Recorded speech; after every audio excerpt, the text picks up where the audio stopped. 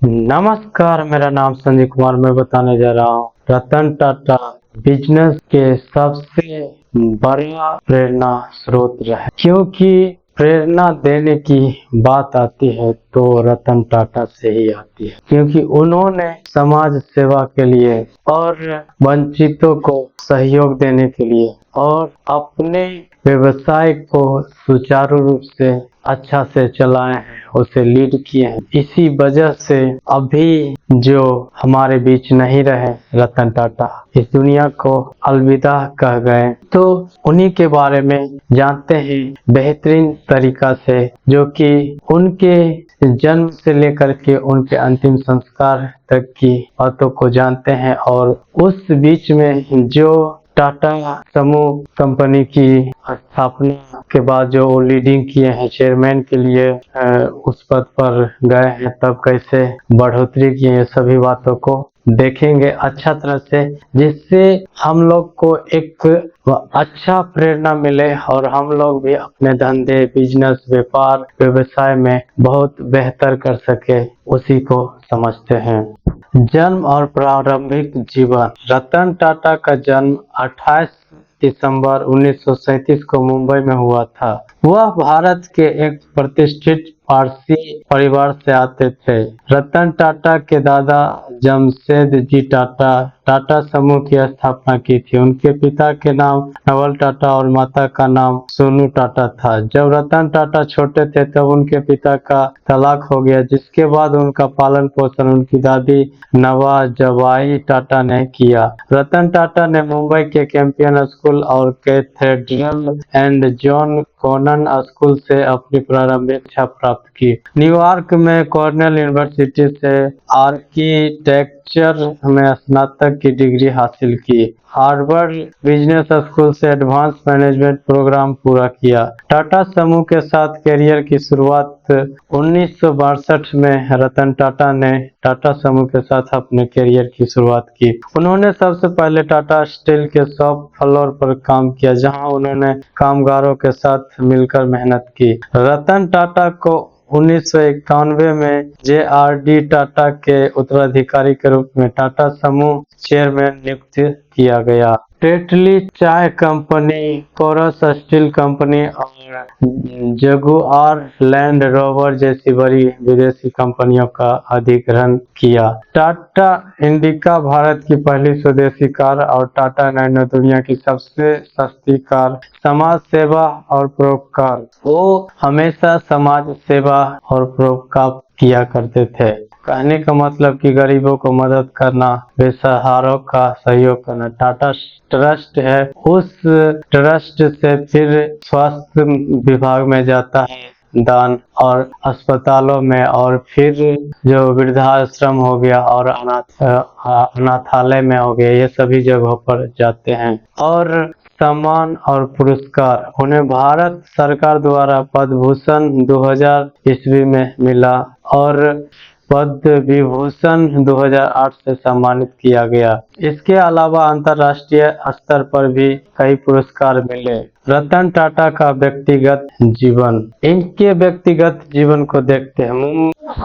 इनके व्यक्तिगत जीवन में बात करें तो इनके परिवार के द्वारा इनकी शादी की बात कई बार चला, लेकिन इनके ऊपर जो जिम्मेदारी था कंपनी का और एक समाज की सेवा करने के प्रति, इस वजह से वो शादी होने वाला होता था छूट जाता था। और एक बार अमेरिका में बात करें तो एक युवती से प्रेम हो गया था, उससे विवाह करने की बात तक आ गया था, लेकिन रतन टाटा के दादी जी का तबीयत खराब होने के चलते वो इंडिया आए, भारत आए, और भारत में आने के लिए वो युवती तैयार नहीं हुई।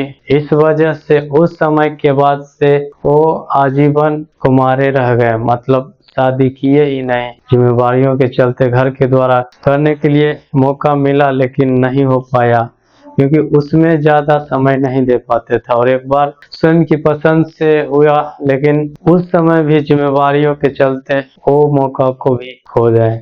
तो ये पूरा समर्पण था इनको कंपनी के प्रति और फिर देखें तो समाज की सेवा करने के प्रति, गरीबों की भलाई करने के प्रति। और इनके बारे में और मजेदार बात है जो है कि मैनेजर को खुद से ले जाकर के दिखाना अच्छा अस्पताल में, और जो कर्मचारी कंपनी में काम करता था उसको भी मतलब स्वयं से, यानी उनके स्वास्थ्य के ऊपर भी देखभाल करते थे। लोग बोलते थे कि आप जाइएगा इस प्रकार से, लेकिन बोलते थे कि हाँ मैं जाऊंगा, दिखा दूंगा अच्छा से। इस पर वो मतलब एक ऑर्डर दे देते थे, कई स्टाफ लोग या कई स्वास्थ्य विभाग वाले दौड़े दौड़े चले आते हैं, लेकिन वो खुद से जा करके दिखाएं। तो ये सब दर्शाता है कि मतलब आदमियों के प्रति बहुत ही नम्र थे, अच्छा से व्यवहार करते थे। इसी वजह से आज बिजनेसमैन के नाम से जाने जाते हैं। और प्रेरणा की बात करें तो उन्हीं से प्रेरणा मिलता है, क्योंकि बहुत ही साधारण सब हो करके भी एक बड़े कंपनी का लीड करना, और फिर सोच करके देखिए उसे प्रोग्रेस करना, विकसित करना, ये बहुत मुश्किल होता है, क्योंकि कंपटीशन करना पड़ता है और फिर और कई तरह की बातें देखना पड़ता है। वो सबको भी पीछे छोड़ते हुए कंपनी को आगे बढ़ाएं और वहीं समाज सेवा करना भी नहीं छोड़े। ये इनकी खासियत है। इनकी मृत्यु 9 अक्टूबर 2024 को रतन टाटा 86 वर्ष की उम्र में निधन हो गया। रतन टाटा का निधन 86 वर्ष की उम्र में 9 अक्टूबर 2024 को